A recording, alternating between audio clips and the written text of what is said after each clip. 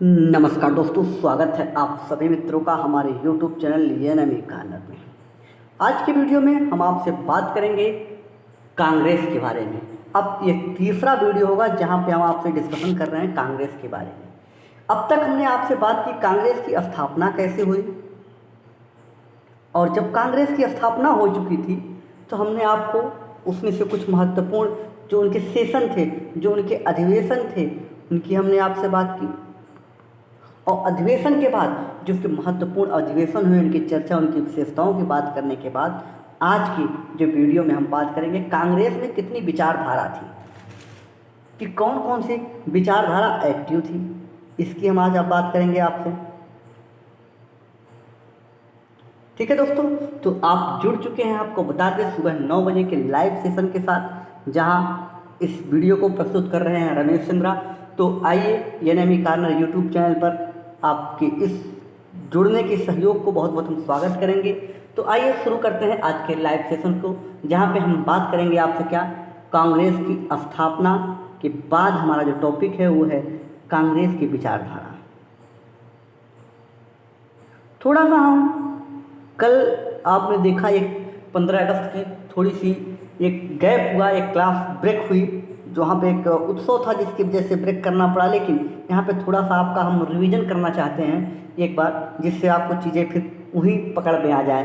कांग्रेस के बारे में जब हम आपसे चर्चा कर रहे थे तो हमने आपको बताया था कि कांग्रेस की स्थापना के समय 3 चीज़ें आपको जाननी महत्वपूर्ण है। ये उस समय ब्रिटेन का पीएम कौन है, हमने आपको बताया था ग्लैडस्टोन ब्रिटेन के प्रधानमंत्री थे। दूसरी चीज़ हमने बताया ब्रिटेन की महारानी कौन है इस समय, महारानी विक्टोरिया है। और तीसरी चीज़ भारत का वायसराय कौन है, और भारत का वायसराय है डफरे। तो ये आपको 3 चीज़ें होनी चाहिए। उसके बाद फिर हमने बताया जो कांग्रेस का स्थापना हुई थी वो 1885 में हुई, और जब प्रथम अधिवेशन हुआ तो उसके जो अध्यक्ष थे WC बनर्जी थे, और प्रथम मुस्लिम अध्यक्ष बदरुद्दीन तैयब थे, प्रथम अंग्रेज अध्यक्ष जॉर्ज यूले थे, और प्रथम महिला अध्यक्ष एनी बेसेंट थी। इतनी बातें हमने आपसे कही थी।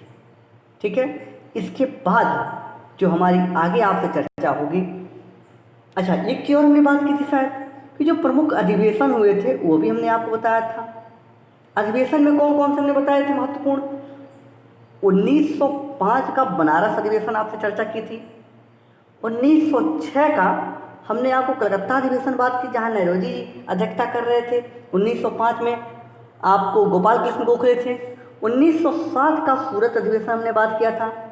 फिर 1916 का लखनऊ पैक्ट वाला अधिवेशन, लखनऊ समझौता भी हमने आपसे बात किया होगा। 1919 का लाहौर अधिवेशन की चर्चा की होगी।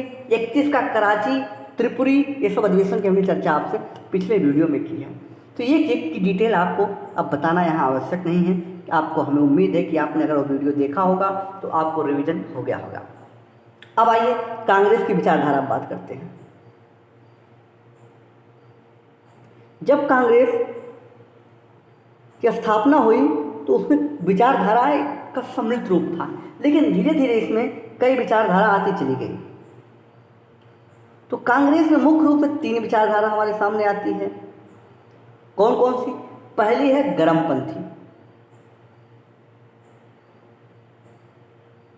पहली गर्मपंथी विचारधारा है। दूसरी है, या पहली को गर्मपंथी न कहें, पहली विचारधारा नरमपंथी ले लें, पहली नरमपंथी सीक्वेंस के अनुसार, दूसरी है गर्मपंथी, और तीसरी है विचारधारा गांधीवादी। ये 3 विचारधाराएं कांग्रेस में मुख्य रूप से आती हैं। तीनों विचारधाराओं का कालक्रम भी उसी अनुसार है। 1885 से लेकर 1905 तक नरमपंथी विचारधारा कांग्रेस पे एक्टिव रहती है। 1905 से लेकर 1919 तक गर्मपंथी विचारधारा एक्टिव रहती है, और 1919 के बाद आज़ादी तक गांधीवादी विचारधारा कांग्रेस पर एक्टिव रहेगी। इतनी बातें अगर स्पष्ट हो तो आगे चलिए। तो सबसे पहले आज हम बात करेंगे आपसे 2 विचारधाराओं पे। गांधीवादी विचारधारा हम आपसे तब बात करेंगे जब गांधीयन मूवमेंट स्टार्ट करेंगे। अभी हम आपसे बात करेंगे नरमपंथी और गर्मपंथी विचारधारा पर आज के टॉपिक में। तो आइए सबसे पहले हम बात करते हैं गर्मपंथी विचारधारा पर। देखिए गर्मपंथी का तात्पर्य क्या होता है, इसकी हम बात करेंगे आपसे कि जो गर्मपंथ है ये क्या है। पहले पहले हम नरमपंथ की बात करेंगे कि जो नरमपंथ है ये क्या है। ये नरमपंथ होता क्या है, इसका तात्पर्य बात करेंगे।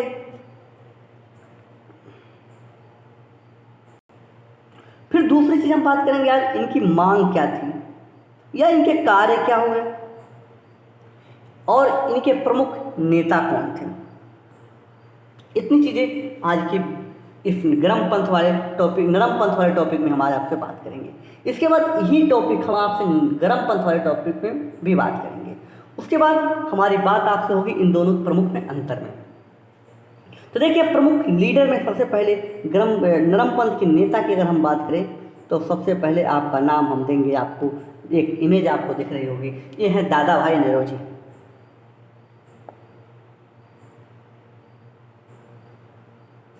दादा भाई नौरोजी ये एक नरमपंथी विचारधारा के एक नेता हैं जो हमने बताया था इनके बारे में कुछ डिटेल में कि ये ईसाई हैं, ब्रिटिश इस जो संसद है वहाँ की ये एक सदस्य भी हैं और इनके अलावा इन्होंने 3 पुस्तक लिखी थी, इनकी हमने आपसे चर्चा की थी। Un British rule in India, poverty in India और एक बुक और थी, वो क्या थी, on the commerce of India.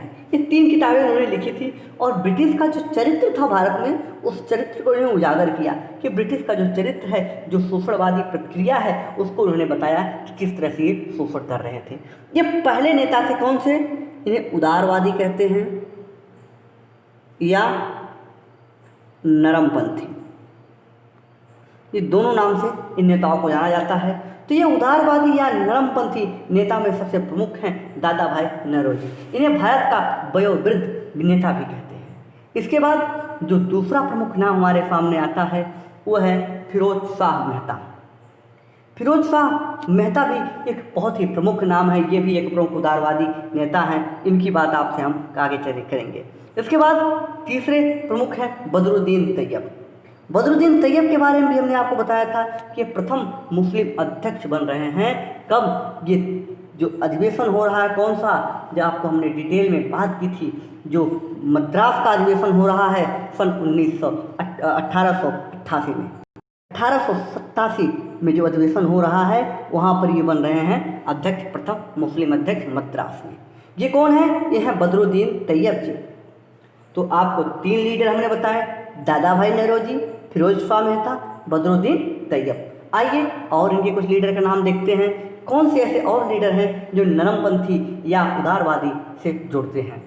इनमें आप देखेंगे तो अगला नाम आपको मिलेगा गोपाल कृष्ण गोखले। गोपाल कृष्ण गोखले की चर्चा भी हम आगे 1905 में भी करेंगे कि 1905 के बनारस अधिवेशन में ये अध्यक्षता कर रहे थे और वहीं पर पहली बार स्वराज शब्द का प्रस्ताव भी लाया गया था। इसकी बात आपसे हम आगे करेंगे। तो यह गोपाल कृष्ण गोखले ये गांधी के राजनीतिक गुरु भी हैं, गांधी जी के राजनीतिक गुरु हैं। तो यह गोपाल कृष्ण गोखले। इसके बाद गोपाल कृष्ण गोखले के बाद अगर हम आपसे बात करें तो एक प्रमुख है जो उदारवादी नेता हैं, वो है सुरेंद्रनाथ बनर्जी, जिन्हें एस.एन. बनर्जी भी आप जानते हैं। सुरेंद्रनाथ बनर्जी। उसके बाद अगर आपसे अन्य नेताओं की अगर हम बात करें तो आपको और भी कई नेताएं मिलेंगे, लेकिन ये जो आपको 4-5 नेताओं की लिस्ट हमने बताई, ये एक प्रमुख लीडर थे जो कैसे थे, जो थे उदारवादी। आपको इतनी डिटेल में हमने क्यों बताई बातें, क्योंकि यहाँ से प्रश्न आते हैं कि निम्नलिखित में से कौन सा उदारवादी नेता नहीं है। अब बात करेंगे इन्हें उदारवादी कहा क्यों जाता था, क्योंकि इनकी जो प्रकृति थी, जो इनके कार्य करने के तरीके थे, ये बड़े ही उदारवादी हुआ करते थे। कैसे हुआ करते थे, उदारवादी।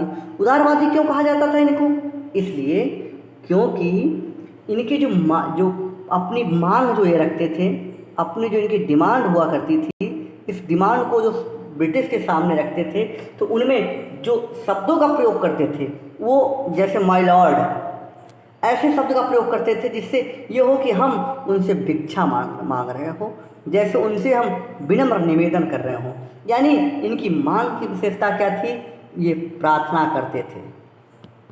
ये निवेदन करते थे, ये ऐसे ऐसे उपकरणों का प्रयोग करते थे जो उपकरण आप देखेंगे जिससे लग रहा है कि ये बड़े ही विनम्रता पूर्वक तरीके से मांग रहे हैं। क्यों? क्योंकि इनकी जो विचारधारा थी वो विचारधारा ये कहती थी कि जो ब्रिटिश का रूल है, जो ब्रिटिश शासन है,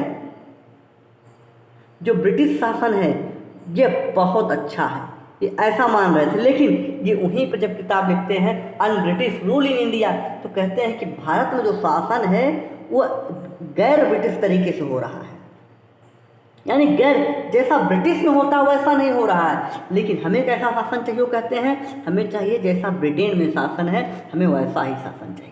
इसलिए ये महारानी की प्रभुसत्ता को स्वीकार करने की बात हमेशा करेंगे और कहेंगे जब इनके बहुत दबाव होगा तो ये मांग करेंगे स्वशासन की, और किसके अधीन? ब्रिटिशर के अधीन शासन की मांग करेंगे कि आप हमें शासन दीजिए और अपने अधीन हमारा कल्याण कीजिए। ऐसी शासन की मांग करेंगे उदारवादी नेता। दूसरी चीज उदारवादी, ये इनकी राजनीति भी उदारवादी थी, राजनीति भी इनकी उदारवादी हुआ करती थी। ये किसी भी कदम का खुला विरोध नहीं करते थे, ये किसी भी उनका जो ब्रिटिशर के जो कदम हुआ करते थे उनका खुला विरोध नहीं करते थे। यही रीजन है कि जब 1905 में बंगाल विभाजन होगा तो ये उसके भी खुले विरोधी नहीं होंगे, और इसी बात पे मतभेद होगा नरम पंथ और गरम पंथ पे, जिसकी हम आगे आपसे बात करेंगे। यानी जो उदारवादी की राजनीति है वह भी बहुत ही उदार है, इनके कार्य और तरीके बहुत ही उदार थे, और साथ ही साथ आप देखेंगे ये क्रमिक सुधार के पचहत्तर हैं। क्रमिक सुधार चाहते हैं। कैसे सुधार चाहते हैं? कि ग्रेजुअल सुधार हो, बहुत तेजी से कोई रिफॉर्म ना हो, यानी ये क्रांति के पक्षधर नहीं है। ये चाहते हैं कि जो सुधार हो वो धीरे धीरे हो, ब्रिटिश से जो भी हमारे पास जो सुधार आए वो धीरे धीरे आए, सरकार के माध्यम से हो, लोकतांत्रिक तरीकों से हो। तो ऐसे सुधार की ये चाहता है, ऐसे सुधार की मांगने वाले हैं। सरकार से क्या करेंगे? अर्जी देंगे कि ऐसे सुधार उनको दिए जाए, प्रार्थना करेंगे, निवेदन करेंगे। और आप इतना ही नहीं देखेंगे, अब अंग्रेजी शासन को ये कहेंगे कि अंग्रेजी जो शासन है वो कैसा है? वो श्रेष्ठ है, वो अच्छा है। लेकिन भारत में ये श्रेष्ठता नहीं है, भारत में ये श्रेष्ठ नहीं है। अतः इसी श्रेष्ठ शासन को अंग्रेजी भारत में लाने का प्रयास करेंगे, और उससे ही वो बोलते हैं अन ब्रिटिश रूल, कि गैर ब्रिटिश शासन भारत में हो रहा है। ये बात करेंगे कौन? उदारवादी नेता। तो अब तक हमने दो चीज़ें आपसे बात की। एक उदारवादी नेता का नाम बताया आपको, नाम एक बार फिर हम बहुत तेजी से बता देते हैं। दादा भाई नौरोजी, गोपाल कृष्ण गोखले, फिरोज शाह मेहता, सुरेंद्रनाथ बनर्जी और बदरुद्दीन तैयब। ये महत्वपूर्ण है। इनके अलावा हमने आपसे इनके उदारवादी क्यों है? क्योंकि इनकी राजनीति उदार है। ये प्रार्थना, निवेदन, अर्जी जैसे उपकरणों के माध्यम से अपनी बात को रखते हैं। ये पैटर्न नहीं तक सीमित है, लेकिन इसके बाद जब अगली राजनीति आएगी, चाहे वो गरम पंथ हो चाहे गांधीवादी, तो ऐसे उपकरण का प्रयोग भारत की राजनीति में नहीं होगा, या भारतीय कांग्रेस में ऐसे राजनीति का प्रयोग नहीं होगा। और क्या करते हैं ये? और इनके जो तरीके हैं, ये क्रमिक सुधार की बात करते हैं। इतनी बातें आपसे हमने अब तक की, इसलिए इन्हें कहते हैं उदारवादी। उदारवादी नेता की बात की, और उदारवादी क्यों कहते हैं इसकी बात की। अब इनकी जो मांग थी ये क्या थी? कौन कौन सी मांग ब्रिटिश के सामने रखते थे, या इनकी जो मांगे, कुछ इनके जो कार्य हुए वो कौन कौन से थे, या जो इनको उपलब्धियां मिली इनकी मांगों के माध्यम से, अचीवमेंट वो कौन कौन से थे, ये हम बात करेंगे। इनकी इम्पोर्टेंस की भी बात हम ही कर लेंगे, इनके महत्व की भी बात कर लेंगे। तो आइए सबसे पहले इनकी उपलब्धियों की बात करें कि देखिए, इन्होंने जो सिविल सेवा थी, जो सिविल सर्विस था, उसका भारतीयकरण कराया। भारतीयकरण कराया। पहले सिविल सर्विस जो हुआ करती थी उसमें अंग्रेज में से एग्जाम होता था, ब्रिटेन में एग्जाम होता था, और ब्रिटेन के ही लोग इस शासन में आते थे। लेकिन इन लोगों के दबाव की वजह से, प्रेशर की वजह से पहली बार इलाहाबाद में देखेंगे कि पहली बार इलाहाबाद में सिविल सर्विस का एग्ज़ाम होता है, और साथ ही साथ भारतीयों की भी वहाँ पे एंट्री होती है। पहले तो अंग्रेजों ने ये कहा कि जिन भारतीयों की भी सिविल सेवा में एंट्री चाहिए वो इंग्लैंड आकर एग्जाम दें, लेकिन फिर बाद में वो सेंटर भी बनाना शुरू किया। पहला सेंटर उत्तर प्रदेश के इलाहाबाद में बनता है। तो ये एक पहली उपलब्धि थी किसकी? उदारवादी की। दूसरी, इन्होंने जवाबदेह गवर्नमेंट की मांग की, यानी जो रिस्पॉन्सिबल गवर्नेंस है, इस गवर्नेंस की वो मांग करते हैं। कहते हैं हमें जवाबदेह शासन चाहिए। कैसा जवाबदेह? कि अगर आपसे कुछ चीज़ें मांगी आई हैं, आपकी जो क्रिया है, जो आपका कार्य, उसे आप बताइए आपने क्या किया। तीसरी चीज, सेपरेशन ऑफ पावर की बात करते हैं, ये शक्तियों के पृथक्करण की बात करते हैं। ये शक्तियों के पृथक्करण की, सेपरेशन ऑफ पावर की बात करते हैं कि जो शक्तियां हैं उनका पृथक्करण हो। यानी जो गवर्नर है, गवर्नर के पास प्रशासन का वो प्रमुख है, वो न्याय का प्रमुख ना हो। यानी जो प्रशासन के पास शक्तियां हैं वो अलग हो, जो प्रशासन का मुखिया हो वो अलग हो, जो न्याय का मुखिया हो वो अलग हो। जैसा कि आप देख रहे हैं अभी भी हमारे भारत में एक जुडिशरी है जो न्याय का हेड है, और एक जो प्रशासन का जो प्रधानमंत्री है वो प्रशासन का, या राष्ट्रपति कह लें तो कार्यकारी प्रमुख है। तो ऐसे में जो अलग अलग दोनों पावर हो वो दोनों अलग अलग के पास हो। ठीक है, तो वही वो डिमांड कर रहे हैं और इनको पहली बार ऐसी चीज़ें मिली। कैसा? शक्तियों का पृथक्करण लाने का काम उदारवादी नेताओं ने किया। और देखिए क्या करते हैं कि जो किसानों के ऊपर जो लगान लग रहा था, उस लगान में इन्होंने अनुरोध के माध्यम से कमी ला दी कि माय लॉर्ड, इतना लगान उचित नहीं है, कृपया लगान कम करें। जी आपकी तीसरी चौथी जो भी विशेषता थी, जो भी इनकी उपलब्धि थी। और क्या कर रहे हैं, जो उद्योग है, जो इंडस्ट्री है, इस इंडस्ट्री को ये संरक्षण दिलाने में सफल होते हैं कि, लेकिन बहुत बड़े पैमाने पर नहीं, बहुत छोटे ही संदर्भ में है, लेकिन है। और क्या करते हैं, जो लोक कल्याणकारी कार्य हैं, लोक कल्याणकारी कार्यों में भी ये वृद्धि कराते हैं। और क्या, उस समय अंग्रेज आप देखेंगे सेना पे बहुत खर्च कर रहे थे। क्यों? कोई भी सरकार अगर अपने शासन का विस्तार करती है, अपने राज्य का विस्तार करती है, तो उसका पहला काम होगा कि वो सेना पे खर्च करे।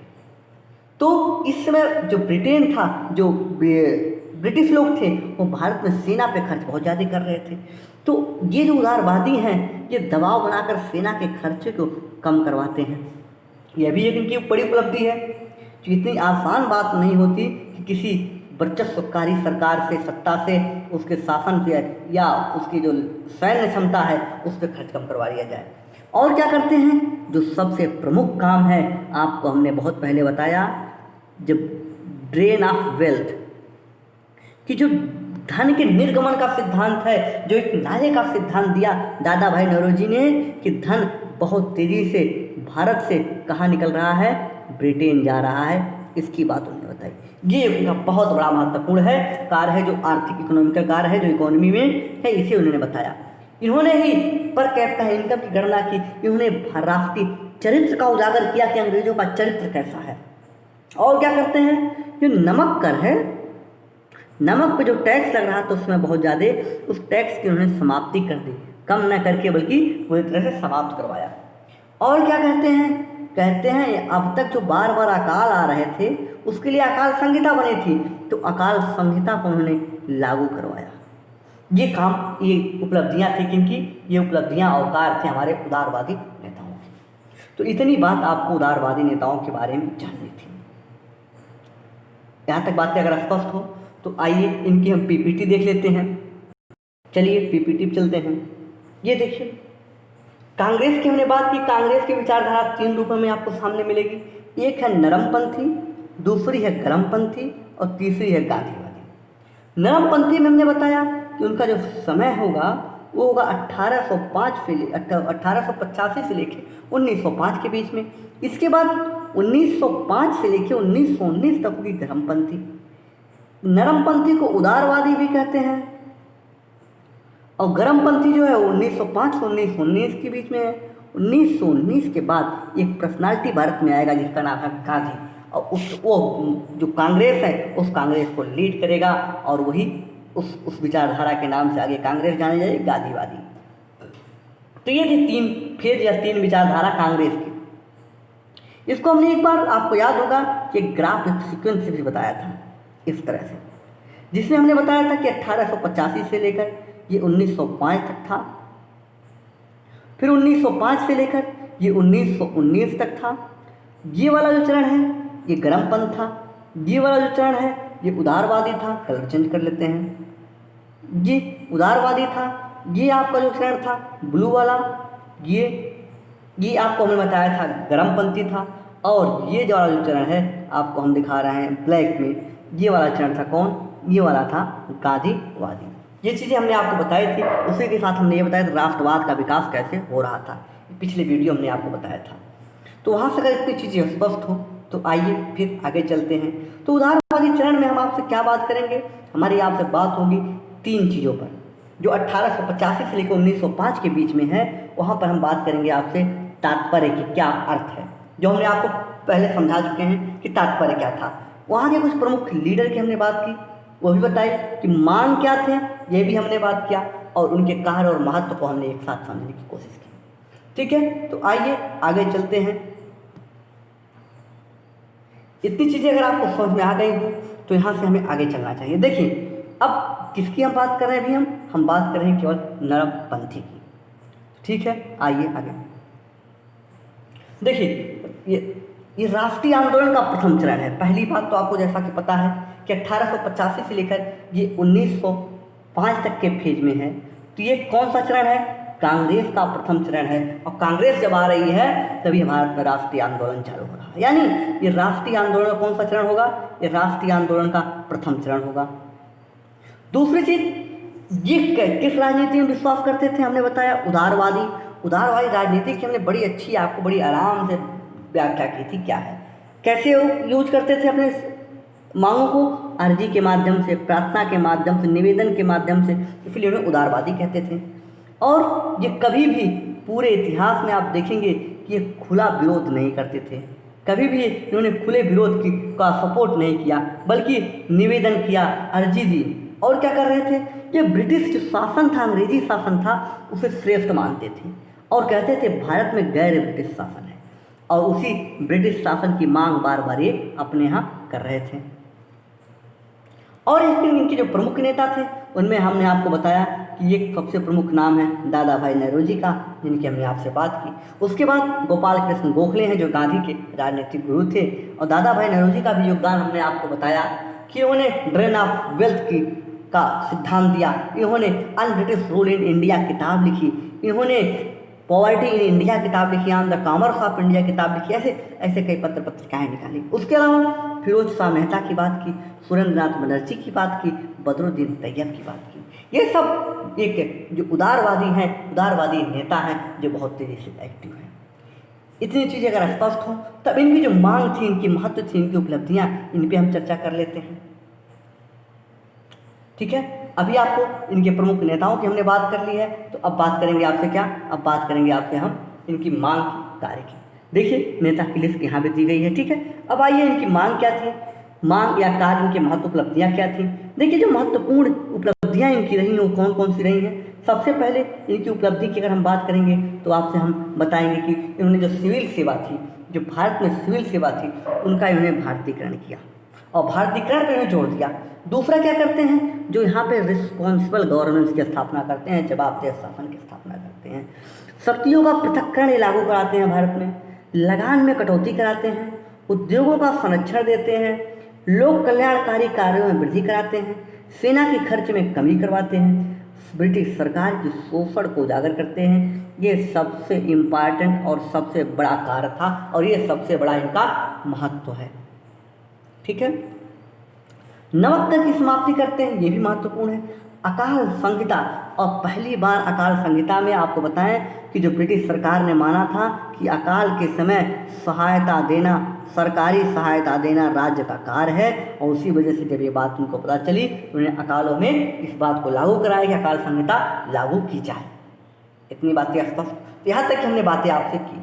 अब यहाँ से आगे हमें जो बात करनी है वो बात करनी है किस फेज की, वो है गरम पंथ की बात।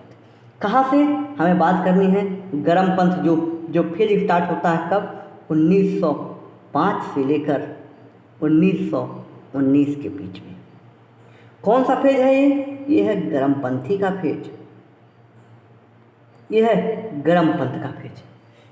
अब गरम पंथ कौन है ये भी आपको समझना उतना ही महत्वपूर्ण है कि नरम पंथ आपने समझा, अब समझेंगे आप गरम पंथ कौन है। गर्मपंथ देखिए, जो नरमपंथ की जो विचारधारा थी, इन विचारधारा जब कांग्रेस का डेवलपमेंट हो रहा था, जो कांग्रेस सपोर्टेड थी, इन कांग्रेस में कई छोटे बड़े नेता थे। इनमें कुछ ऐसे लीडर हुए जो इनकी विचारधारा से असहमत होते थे, जो ये मानते थे कि ब्रिटिश सरकार से अगर आप अर्जी देकर, निवेदन करके, प्रार्थना करके चीज़ों को मनवा रहे हैं तो ब्रिटिश सरकार नहीं मानेगी, आपकी मांगें पूरी नहीं करेगी। इसके लिए आपको एक प्रतिरोध करना पड़ेगा। एक कॉन्सेप्ट उन्होंने दिया, कौन सा, उसकी हम यही डिस्कशन करेंगे। वो प्रतिरोध क्या है, उसे कहते हैं, देखिए, रेजिस्टेंस। कौन सा, एक होता है एक्टिव रेजिस्टेंस, एक होता है पैसिव रेजिस्टेंस। जो उदारवादी थे वो पैसिव रेजिस्टेंस पे बात करते थे। अच्छा जी, अब बात कर ले पैसिव रेजिस्टेंस होता क्या है, ये भी समझ लेना उचित होगा। देखिए, जो पैसिव रेजिस्टेंस होता है, पैसिव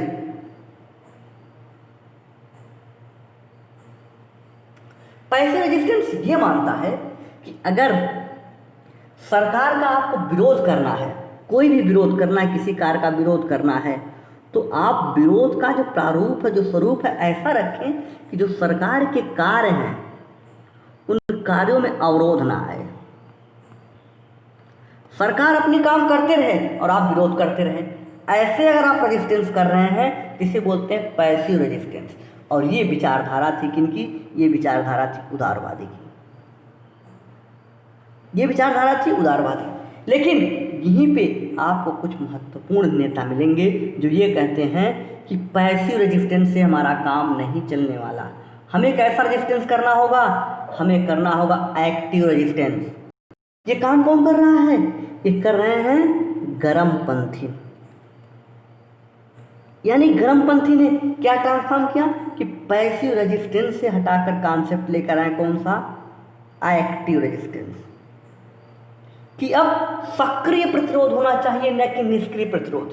सक्रिय प्रतिरोध में क्या करेंगे वो, कि अगर आपको किसी कार्य का विरोध करना हो तो विरोध ऐसा होना चाहिए जिससे सरकार, जो गवर्नमेंट है, इस गवर्नमेंट के कार्य भी बाधित हों। सिर्फ सरकार के काम को जब तक आप रोकेंगे नहीं, जब तक बाधित नहीं करेंगे, अवरोध नहीं उत्पन्न करेंगे, तब तक सरकार को लगेगा ही नहीं कि आप विरोध कर रहे हैं।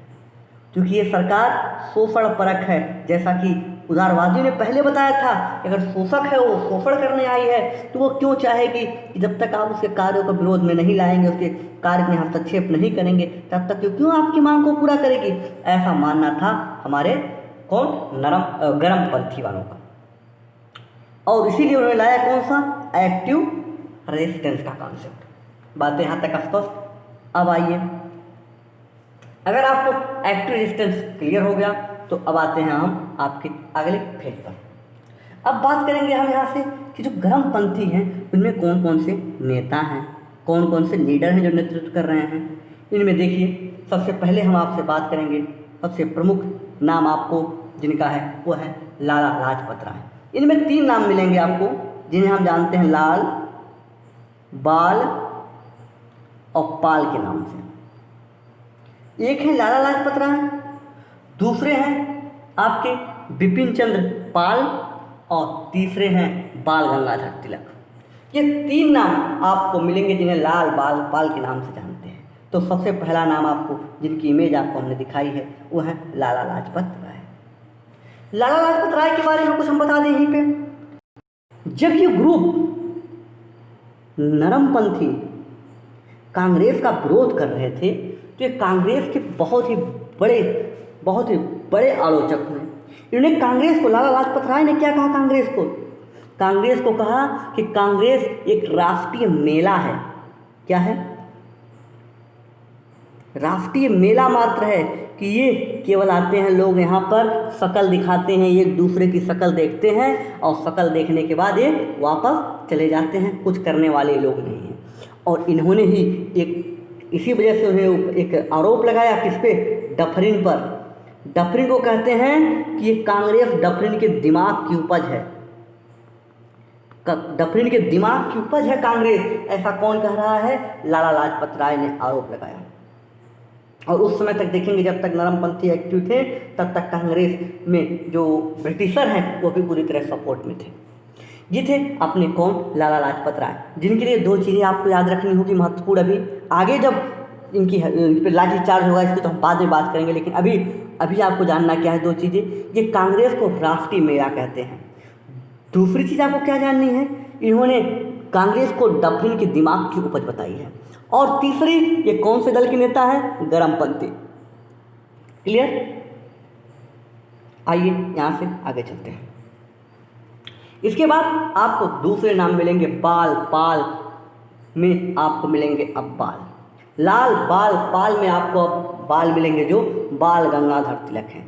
बाल गंगाधर तिलक से बहुत सारे लोग परिचित होंगे, कुछ लोग नहीं होंगे, तो जान लीजिए ये एक बहुत बड़े ग्रामपंथी नेता थे, लेकिन ये कभी कांग्रेस के अध्यक्ष नहीं बने हैं, कांग्रेस के अध्यक्ष नहीं हुए। लाला लाजपत राय तो अध्यक्षता कर चुके हैं, लाला लाजपत राय अध्यक्षता कर चुके हैं, लेकिन बाल गंगाधर तिलक कभी भी कांग्रेस के अध्यक्ष नहीं हुए। इनकी मृत्यु 1920 में हो जाती है, 1 अगस्त की डेट होती है। इसकी वजह हम बात करेंगे जब समय आएगा। अब देखिए, जब इनकी मृत्यु होती है तो गांधी उसमें बड़ा एक्टिव रहते हैं, लेकिन अभी हम बात कर रहे हैं बाल गंगाधर तिलक के जीवन काल की। और जीवन काल में इन्होंने क्या विरोध किया, इन्होंने भी कांग्रेस की बहुत बड़ी आलोचना की। क्या कहा, कांग्रेस से कहा कि वर्ष में साल भर में एक बार मेघे की तरह आप टर्रा रहे हो, इससे आप सोच रहे हो कि कुछ मिल जाएगा, तो इससे कुछ हासिल होने वाला नहीं है। कहने का तात्पर्य क्या था कि जो कांग्रेस थी वो साल भर में एक मीटिंग करती थी, वो भी नवंबर या दिसंबर के महीने में। तो ये कह रहे हैं कि मेघे की तरह से, मेढक की तरह से साल भर में टर एक बार करने से आपको कुछ हासिल होने वाला नहीं है। कांग्रेस वालों, अगर आपको करना है तो आप सक्रिय प्रतिरोध पर आइए, ऐसा मानना था बाल गंगाधर तिलक का। और इसके बाद अगर आप देखें तो आपको एक अन्य नाम और मिलेगा, ये है अरविंद घोष। अरविंद घोष की कहानी अभी आपको हम बताएंगे कि किस तरह से एक बड़े स्वदेशी विद्यालय स्थापित किया था, जिसके अब समाचार होते हैं, इसकी हम आगे बात करेंगे। इनके बारे में बहुत सारी बातें हमें करनी बाकी हैं। इसके बाद जो लाल बाल पाल में तीसरा नाम आता है पाल का, वो है बिपिन चंद्र पाल। बिपिन चंद्र पाल, इनके बारे में क्या जानना है। इन्होंने कहा था कि जो कांग्रेस है कि याचना करने वाली संस्था है। कैसी संस्था है, याचना करने वाली संस्था है, कि केवल एक गिड़गिड़ाती है, करती कुछ नहीं है। अगर इनके दया परक अंग्रेजों ने कुछ कर दिया तो ये खुश हो जाए, नहीं तो ये केवल गिड़गिड़ाती है और कुछ नहीं करती, केवल याचना करती है। ऐसा मानना था हमारे बिपिन चंद्र पाल का। तो तीनों जो लाल बाल पाल थी, इनके स्टेटमेंट आपको याद होना चाहिए। जो लाला लाजपत राय हैं यानी लाल हैं, और दूसरे बाल हैं, और तीसरे आपके यहाँ पाल हैं। तीनों की स्टेटमेंट एक बार फिर बहुत जल्दी से हम बताएंगे। अगर आपने नोट नहीं किया है तो नोट कर लें, ठीक है दोस्तों। समय आपको हम बता दें कि समय हो चुका है 9:34। फिर आप देखिए लाल की। लाला लाजपत राय ने कहा था कांग्रेस एक राष्ट्रीय मेला है, और इन्हें कांग्रेस को डफरिन के दिमाग की उपज बताई थी, ठीक है। दूसरी चीज़, अब फिर हम बात करेंगे इसकी बाल गंगाधर तिलक की। बाल गंगाधर तिलक ने कहा कि कांग्रेस अगर साल भर में एक बार मेघा की तरह टटरा रही है, मेढक की तरह टटरा रही है, और ये उम्मीद कर रही है कि हम इससे राष्ट्रीय आंदोलन चलाकर भारत को आज़ाद करवा लेंगे, ये कभी संभव नहीं हो सकता। तीसरे, जो बिपिन चंद्र पाल हैं, इनका क्या काम है। इन्होंने कहा कि कांग्रेस केवल याचना करने वाली संस्था है और उससे ज़्यादा कुछ नहीं है। इतनी बातें अगर स्पष्ट हो तो एक महत्वपूर्ण लीडर का और नाम आपको हम बताएंगे, उस नाम को आप देखें, वो हैं आपके अश्वनी कुमार दत्त। क्या नाम है, अश्वनी कुमार दत्त। ये क्यों महत्वपूर्ण है, इन्होंने भी कुछ कहा क्या, जी हाँ बिल्कुल, इन्होंने भी एक स्टेटमेंट दिया, और वो भी स्टेटमेंट बहुत महत्वपूर्ण है। इन्होंने कहा कि जो कांग्रेस है ये 3 दिन का तमाशा मात्र है। क्यों कहा ऐसा, इनका मानना था कि जो कांग्रेसी हैं, ये जो याचना करते हैं, जो अर्जी देते हैं, जिस दिन ब्रिटिशर इनका दमन करना शुरू करेंगे, ये तीतर भीतर हो जाएंगे, एक रुकने वाले नहीं हैं। और इसीलिए उन्होंने कहा कि कांग्रेस केवल 3 दिन का तमाशा मात्र है और कुछ नहीं है। ऐसा मानना था किसका, अश्विनी कुमार दत्त का, यानी AK दत्त का। तो ये हमने आपको 5 महत्वपूर्ण गर्मपंथी लीडर के नाम बताए। एक बार फिर पांचों का नाम लेंगे। लाला लाजपत राय, बाल गंगाधर तिलक, अरविंदो घोष, बिपिन चंद्र पाल और अश्विनी कुमार दत्त। इन पांचों के जो स्टेटमेंट हैं, इनमें 4 के स्टेटमेंट हमने बताए हैं। अरविंद घोष को कोई महत्वपूर्ण स्टेटमेंट नहीं मिला है। ये चारों का स्टेटमेंट आपको याद होना चाहिए। परीक्षा में, एग्जाम में आपसे इस स्टेटमेंट को पूछा जा सकता है और कई बार पूछा भी गया है। ठीक है, तो यहाँ से अब आगे चलें। इनकी राजनीति कैसी थी? अब तक तो आपने समझा, क्या समझा कि जो गर्मपंथी था इनका टाइम पीरियड क्या था। दूसरी चीज़ क्या समझा? दूसरी चीज़ आपने समझा कि ये इनके प्रमुख लीडर कौन कौन से थे। अब आप समझेंगे कि इनकी रणनीति क्या थी, कैसे कार्य करते थे। आइए इनकी रणनीति के बारे में अगर हम बात करें तो इनकी रणनीति के बारे में बात करेंगे। ये पहला काम करते थे कि अपने आंदोलन में जन जन को शामिल करना चाहते थे। वो जन जन को यानी एक एक व्यक्ति को शामिल करना चाहते थे। दूसरा क्या काम कर रहे थे? ये जुलूस निकालते थे, ये भीड़ को लेकर चलना पसंद करते थे। और क्या करते थे? तीसरा, ये बहिष्कार को अपना एक हथियार बनाते थे कि हम बहिष्कार करेंगे चीज़ों का। और तीसरा हमने बताया क्या? सक्रिय प्रतिरोध, ऐसा कार्य जिससे सरकार के कार्यों में बाधा उत्पन्न हो। ये 4 प्रमुख कार्य थे इनके। इन चारों के बाद अन्य प्रमुख कार्य क्या कर रहे थे? ये 5वें कार्य में अगर देखें तो जो भारतीय संस्कृति थी, जो इंडियन कल्चर था, इसे बढ़ावा देते थे और इसे इनके तत्वों को अधिक अपने कॉन्सेप्ट में शामिल करते थे, जिससे दिखा सके कि अंग्रेजों का ही संस्कृति श्रेष्ठ नहीं है बल्कि भारतीय संस्कृति श्रेष्ठ है। क्यों? क्योंकि अंग्रेज अब तक कह रहे थे वाइट मैन बर्डन का सिद्धांत दिया था उन्होंने। उनका मानना था कि जो सफ़ेद मैन है, जो सफ़ेद आदमी हैं, इनका दायित्व है कि ये काले अंग्रेज जो भारत में हैं, बुधई, रामदीन, निनकू, ये जो लोग हैं, इन लोगों को सभ्य बनाना हम अंग्रेज़ों का, जॉर्ज का, टॉम का और जो भी अंग्रेज हैं, इनका कार्य है कि उन्हें वो सभ्य बनाए। इस सिद्धांत को उन्होंने ठोकर पहुंचाई। इस तरह से उन्होंने कहा जो हमारी भारतीय संस्कृति है, कि भारतीय संस्कृति आपसे श्रेष्ठ है, आपसे अच्छी है। ठीक है, और इन्होंने अपने जो वैदांतिक दर्शन था उन दर्शनों की तरफ रुख किया। तो ये थी इनकी प्रमुख कार्य। और क्या कर रहे हैं? और ये कर क्या रहे हैं? हमने आपको बताया कि निष्क्रिय प्रतिरोध को छोड़कर सक्रिय प्रतिरोध को अपनाते हैं। ये जगह जगह धरना देते हैं। और ध्यान रखिएगा, धरना देते हैं, हिंसक के सपोर्टर ये नहीं हैं, हिंसा ये नहीं करते। आपको यहाँ पे एक टर्म स्पष्ट कर देना चाहते हैं कि जो गर्मपंथी हैं और जो क्रांतिकारी हैं, इन दोनों में अंतर है। ये क्रांतिकारी हिंसक होंगे, वायलेंस के सपोर्टर होंगे, लेकिन ये वायलेंस के सपोर्टर नहीं हैं। ये सरकार के कार्यों में प्रतिरोध जरूर उत्पन्न करेंगे, लेकिन हिंसा के माध्यम से नहीं। ये सरकार के कार्यों के प्रतिरोध उत्पन्न करेंगे हिंसा के माध्यम से। इन दोनों में एक मेजर अंतर है। यही अंतर आप देखेंगे कि जब लाला लाजपत राय होंगे या आपके तिलक होंगे, और तिलक और यहाँ पे चंद्रशेखर आज़ाद, भगत सिंह, सुखदेव, इन लोगों में अंतर पाया जाएगा। यहाँ तक बातें अगर स्पष्ट होते, यहाँ से एक कदम और आगे चलें, क्योंकि एक ही कदम और बची है जिससे हम इन दोनों की डिबेट को समाप्त कर देंगे।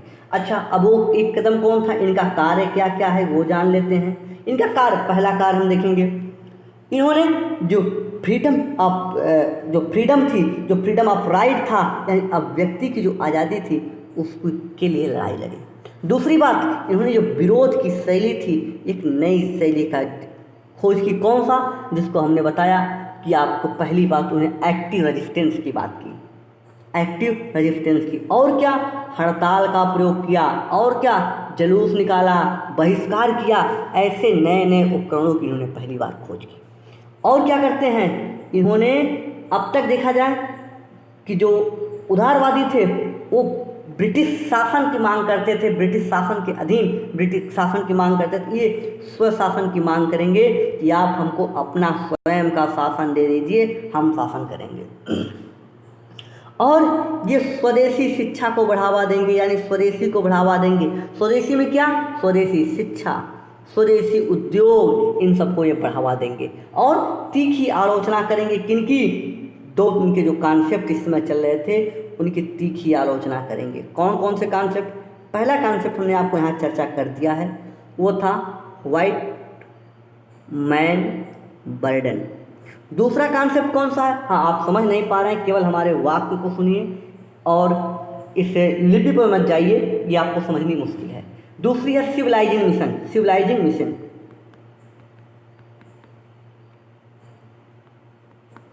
सिविलाइजिंग मिशन, और इसके दोनों कॉन्सेप्ट एक दूसरे से जुड़ते हैं। अंग्रेजों ने कहा कि हम भारत में एक मिशन के तहत आए हैं। कौन सा? सिविलाइजिंग मिशन, भारतीयों को सभ्य बनाने के लिए। जो व्हाइट मैन बर्डन का सिद्धांत था और सिविलाइजिंग मिशन, ये दोनों एक दूसरे से जुड़ता है, ओवरलैप करता है। कैसे?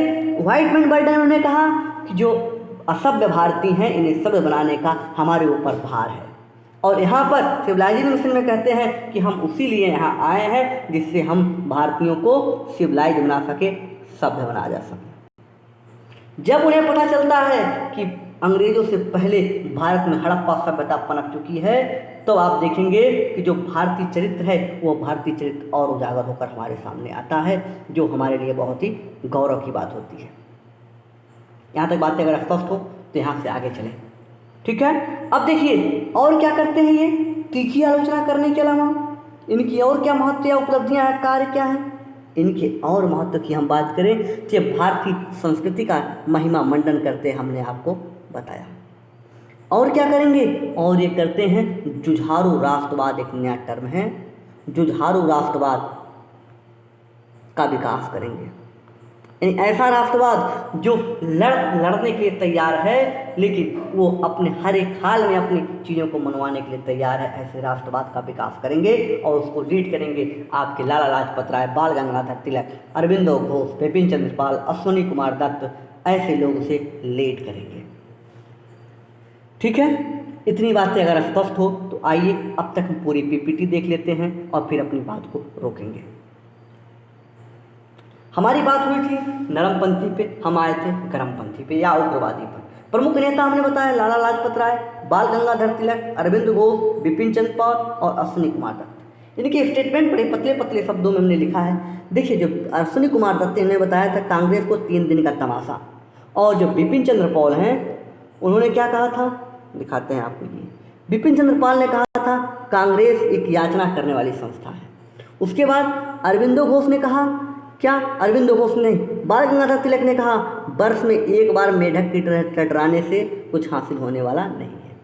अरविंदो घोष तो एक जो हिंदू कॉलेज की स्थापना होगी उसके अध्यक्ष बनेंगे या उसके प्रधानाचार्य बनेंगे।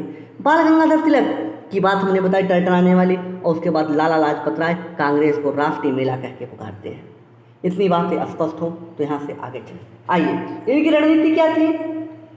अच्छा, लाला लाजपत राय की ओर ध्यान रखिएगा कि डफरिंग की दिमाग की उपज को कहते हैं कांग्रेस है, और इन्होंने ही सेफ्टी वॉल का सिद्धांत दिया था, इसकी हमने आपसे चर्चा पिछले वीडियो में की थी, बहुत डिटेल में की थी। एक एक टर्म को, एक एक कॉन्सेप्ट को हमने बताया है, आपको गारंटी देते हैं यूट्यूब पर, पूरे यूट्यूब पे आप चले जाइए, इससे अच्छी डिटेल में आपको चीज़ें नहीं मिलेंगी। ठीक है, आइए आगे रणनीति की बात करते हैं। जन जन को शामिल करना चाहते थे अपनी रणनीति में, जुलूस निकालते थे और बहिष्कार, भारतीय संस्कृति के तत्वों को बढ़ावा देना, निष्क्रिय प्रतिरोध के बजाय सक्रिय प्रतिरोध।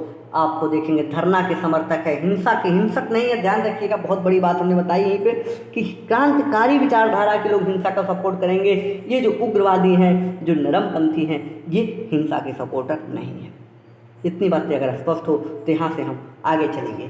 आपको डिटेल में बताया हमने कि पैसिव रेजिस्टेंस क्या होता है, एक्टिव रेजिस्टेंस क्या होता है। इन दोनों में हमने आपको अंतर भी स्पष्ट किया, जहाँ पर हमने बताया कि सरकार के कार्यों में अवरोध अगर उत्पन्न कर रहे हैं तो एक्टिव रेजिस्टेंस है।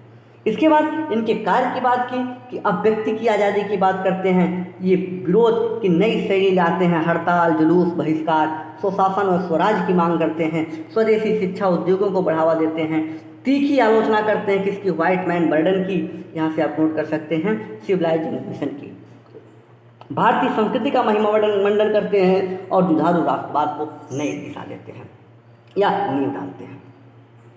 तो जुझारू राष्ट्रवाद के बारे में हमने आपको बताया, सिविलाइजिंग मिशन के बारे में हमने बताया और व्हाइट मैन बर्डन के सिद्धांत के बारे में बताया।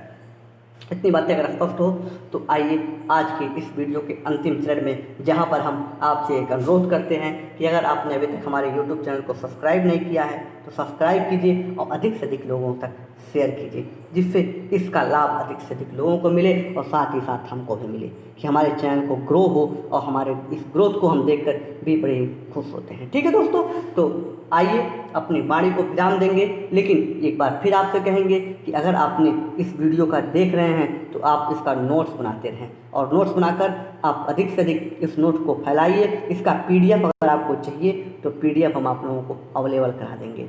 आपको पता है कि हमारा एक ग्रुप चलता है, जो ग्रुप आप लोग अक्सर जुड़े होंगे उस ग्रुप में, अगर नहीं जुड़े हैं तो आप लोग हमसे बोलिएगा, हम ग्रुप में ऐड कर देंगे।